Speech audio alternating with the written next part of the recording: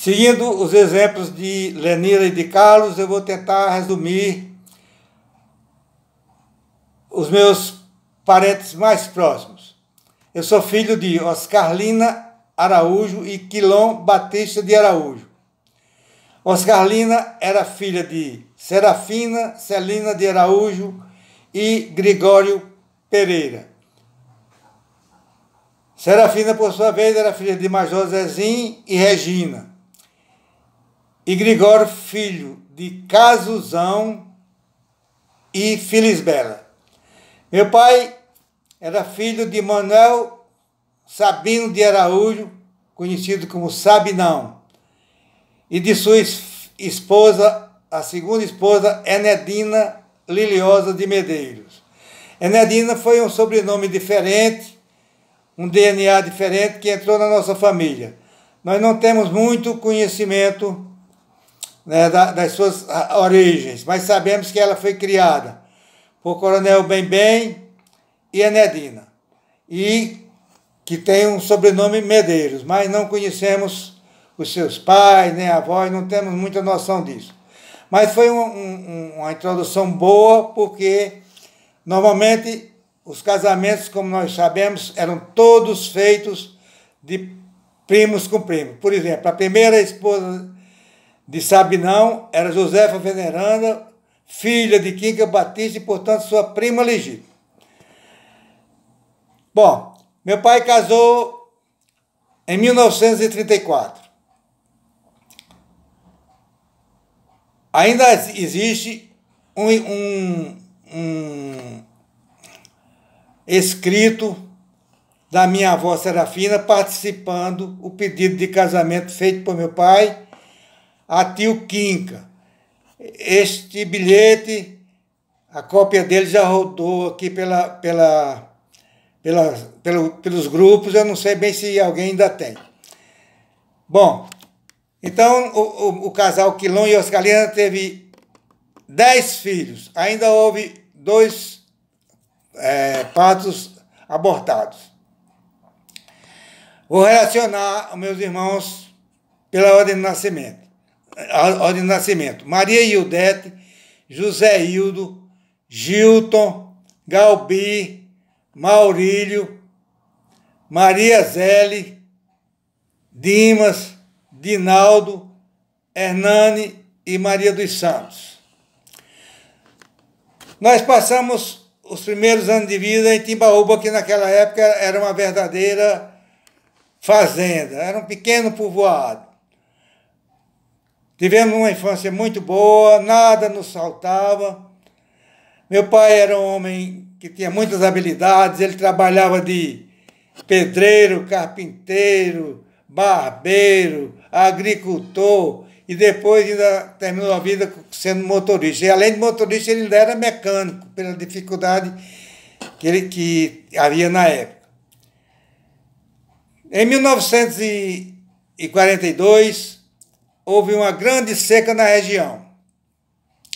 Então meu pai decidiu comprar um caminhão e ir para Natal trabalhar na construção da base aérea de Parnamirim.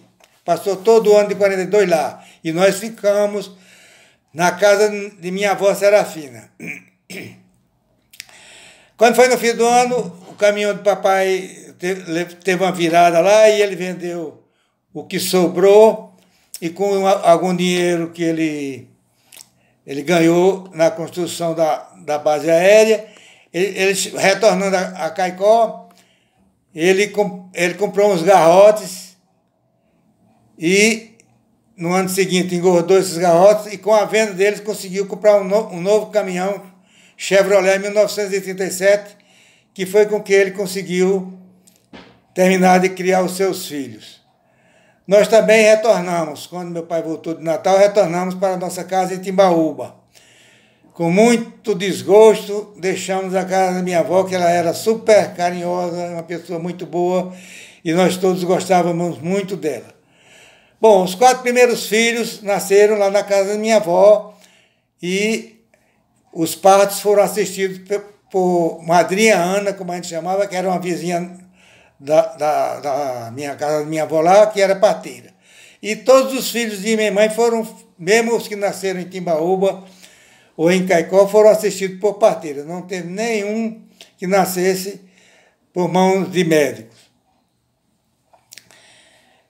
Então, nós vivíamos em Timbaúba, a casa de minha avó, muito bem, gostávamos muito. Lá na casa da minha avó tinha o açude para a gente tomar banho, tinha as cajaraneiras e os imbuzeiros, e muita bananeira na traseira do açude. Tinha as moagens e as farinhadas, que eram verdadeiras festas, as pescarias de final de ano, tudo isso era motivo de muita festa, de muita alegria para todos nós. Provavelmente em 1943 ou 44, eu não lembro bem, nós fomos matriculados no grupo escolar José Batista, que foi a primeira escola de Timbaúba. Lá, sob o comando das professoras Beatriz e Bertina, nós fomos alfabetizados e recebemos os primeiros ensinamentos. Todas duas muito ótimas pessoas, mas muito rigorosas. Por exemplo, eu sempre fui canhoto, mas Beatriz me obrigou a aprender a escrever com a mão direita. Até isso que me ajudou, porque até hoje eu escrevo sem problemas com a mão direita. E depois, na minha profissão de dentista, eu segurava os equipamentos todos com a mão direita sem ter nenhum problema. Muito bem, ficamos então em Timbaúba. Quando foi em 1948, eu estava com 10 anos, e o primeiro bispo de Caicó, Dom José de Medeiros Delgado, tinha acabado de construir um grande prédio em Caicó, onde funcionou, de um lado, o Colégio Diocesano e do outro, o Seminário Diocesano de Santo Gradaço.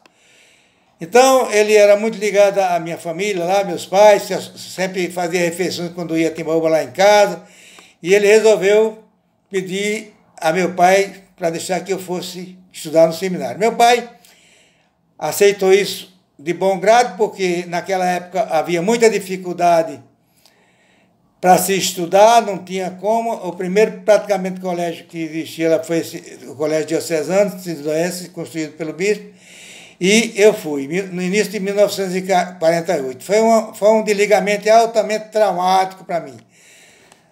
Quando meu pai me deixou, na primeira noite foi um chororô grande, chorei muito, mas aos poucos fui me acostumando. E logo eu vi que não tinha muita tendência para seguir a carreira eclesiástica. Tentei algumas vezes sair, mas a pressão era muito forte, tanto de meu pai como do bispo. Então eu fui ficando e terminei passando 5 anos e meio lá. Saí do seminário em 1953. Porque no ano seguinte eu já estaria terminando o seminário menor em Caicó e já teria que estudar ou em Natal ou em João Pessoa, e eu não queria de jeito nenhum continuar. Então, impus a minha vontade e consegui sair. E assim terminou a primeira etapa. A segunda é também um pouco complicada, mas como o espaço aqui é pouco, eu vou encerrar, e se for o caso, depois eu dou algumas dicas. Se o pessoal ainda quiser saber alguma coisa, eu darei mais algumas indicações sobre o restante da minha trajetória. Um abraço para todos.